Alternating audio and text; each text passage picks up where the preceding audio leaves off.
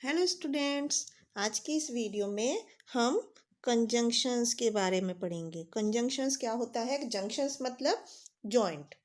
जब हम किसी वर्ड से कोई दो वर्ड, कोई दो फ्रेजेस या कोई दो सेंटेंस को जोड़ते हैं, आपस में मिलाकर के एक सेंटेंस बनाते हैं, उसको हम कंजंक्शन बोलते हैं।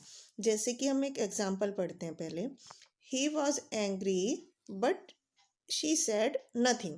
तो यहाँ पर ही वॉज एंग्री एक अलग सेंटेंस है और शी सेड नथिंग एक अलग सेंटेंस है, कंप्लीट सेंटेंस है। लेकिन हमने उसको यहाँ वर्ड बट से जोड़कर एक सेंटेंस बना दिया।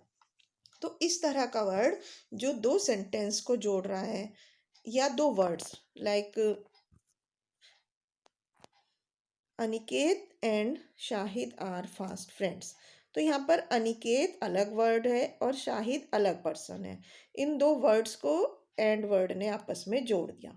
तो इस तरह से यहाँ पर दो वर्ड्स को जोड़ने के लिए हमने कंजंक्शन का यूज़ किया और एक सेंटेंस बना दिया। तो इस तरह से हम क्या कह सकते हैं? कंजंक्शंस किस लिए यूज़ किए जाते हैं? दो वर्ड्स को जोड़ने के लिए। दो फ्रेजेस, फ्रेजेस मतलब जो कुछ वर्ड्स का ग्रुप होता है, उसको जोड़ने के लिए, और सेंटेंसेस को जोड़ने के लिए यूज़ किए जाते हैं। उनको मिलाकर एक सेंटेंस बनाने के लिए यूज़ किए जाते हैं। अब हम कुछ और कंजंक्शंस के बारे में पढ़ेंगे, कुछ और वर्ड्स जो कंजंक्शंस के जैसे यूज़ किए जाते हैं। सबसे पहले व्हेन। व्हेन हम कंजंक्शन की जगह पर यूज़ करते हैं। व्हेन हम कब यूज़ करते हैं? जब हमें दो ऐसी चीज़ों को जोड़ना होता है, दो ऐसी इवेंट्स को, मतलब घटनाओं को जोड़ना होता है जो एक ही समय पर हो रही होती हैं, तब हम व्हेन का यूज़ करते हैं। जैसे I was reading when my brother was sleeping. तो यहाँ पर हमने व्हेन का यूज़ किया दो एक जैसी चीज़ों को जोड़ने के लिए। एक ही समय पर हो रही थी ये दोनों चीज़ें।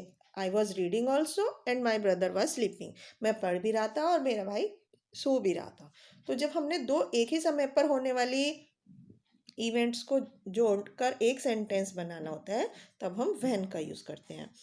ए peacock dances when it rains. तो यहाँ पर व्हेन यहाँ पर भी सेम पर्पस के लिए यूज़ हुआ है। नेक्स्ट प्रीपोजिशन हम पढ़ते हैं इफ़। इफ़ मतलब कोई कंडीशन जब बतानी होती है, तब हम इफ़ का यूज़ करते हैं। जैसे कोई पहला सेंटेंस कब होगा? जब दूसरा होगा तब। यदि दूसरा होगा तो पहला होगा। He lends me his cycle if I request him.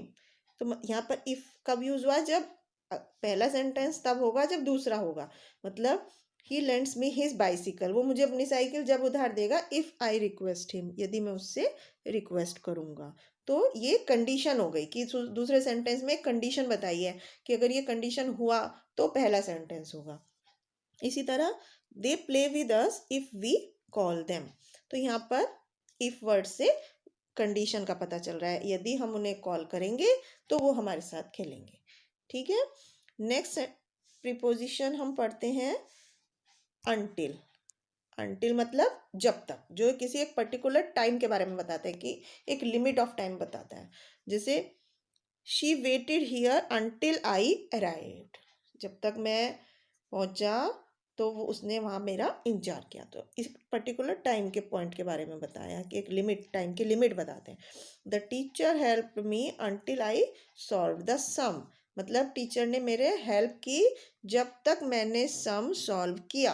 तो उसमें पहले सेंटेंस की लिमिट बताई है, उसका पॉइंट ऑफ टाइम बताया है कि कब तक उसने वो काम किया। नेक्स्ट प्रीपोजिशन हम पढ़ते हैं सो। सो मतलब इसलिए। ठीक है। ये किसी चीज का रिजल्ट बताने के लिए यूज की जाती है। जैसे कि I was ill yesterday so I did not go through school. I was at the hill station so I played in the snow. इसलिए बताने के लिए। जब हमें किसी चीज का रिजल्ट बताना होता है कि हमने ये पहला काम किया तो उससे क्या हुआ। मैं कल बीमार था इसलिए आज स्कूल नहीं जा पाया, तो उसका रिजल्ट हो गया कि भाई बीमार था तो इसलिए स्कूल नहीं जा पाया। या आई was at the hill station, मैं हिल स्टेशन पर था तो इसलिए मैं बर्फ में खेला। तो क्योंकि मैं स्टेशन पर था तो उसका रिजल्ट हुआ कि मैं बर्फ में खेल पाया। तो इस तरह से जब दो सेंटेंस में दूसरा सेंटेंस जो होता है वो पहले का एक रिजल्ट बताता है, तब हम सो यूज़ करते हैं। अब हम कुछ और प्रीपोजिशन पढ़ते हैं। ऑल्दो। ऑल्दो मतलब जबकि। ये हम कब यूज़ करते हैं? जब हमें कोई सरप्राइजिंग चीज़ के बारे में बात करनी होती है। जैसे although he is very rich he is not happy. तो जबकि वो बहुत रिच है पर वो खुश नहीं है। तो ये एक सरप्राइजिंग चीज़ है, क्योंकि जब कोई खूब रिच होता है तो वो जनरली खुश भी होता है। Although she was tired she worked hard.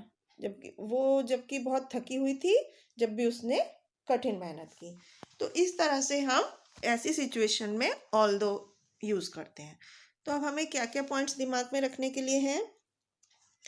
सबसे पहले हम बट का यूज़ कब करते हैं? जब हमें दो अपोजिट चीज़ों के बारे में बताना चाहते हैं, तब हम बट का यूज़ करते हैं। या कभी कभी अनएक्सपेक्टेड चीज़ें जब हो जाती हैं, उनको बताने के लिए भी हम बट का यूज़ करते हैं। नेक्स्ट हम बिकॉज और सो, जब जो दो कंजक्शंस हैं, ये हम रीज़न बताने के लिए यूज़ करते हैं। जब हमें किसी चीज़ का कुछ कारण बताना होता है कि ऐसे ये चीज़ क्यों हुई। बिकॉज फर्स्ट सेंटेंस हुआ क्योंकि, because I was this.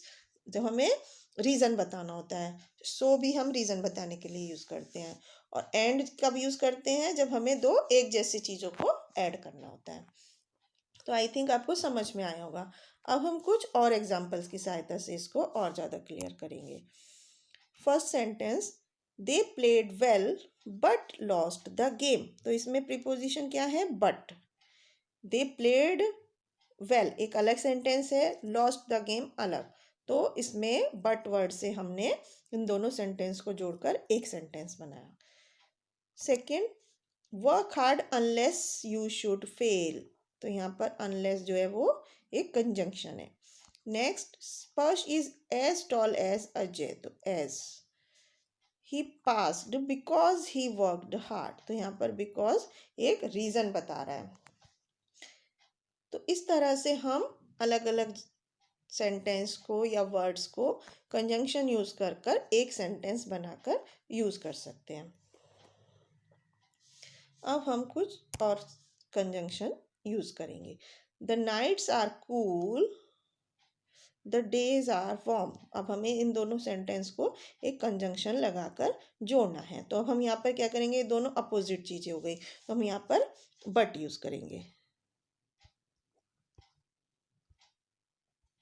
But the nights are cool but the days are warm. Okay, next sentence, the I went to Agra I did not see the Taj Mahal.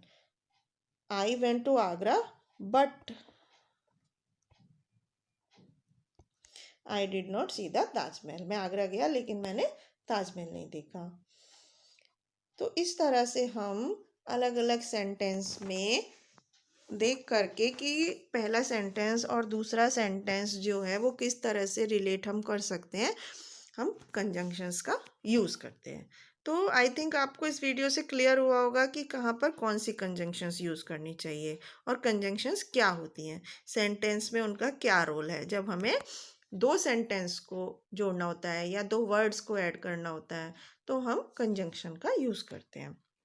Thank you.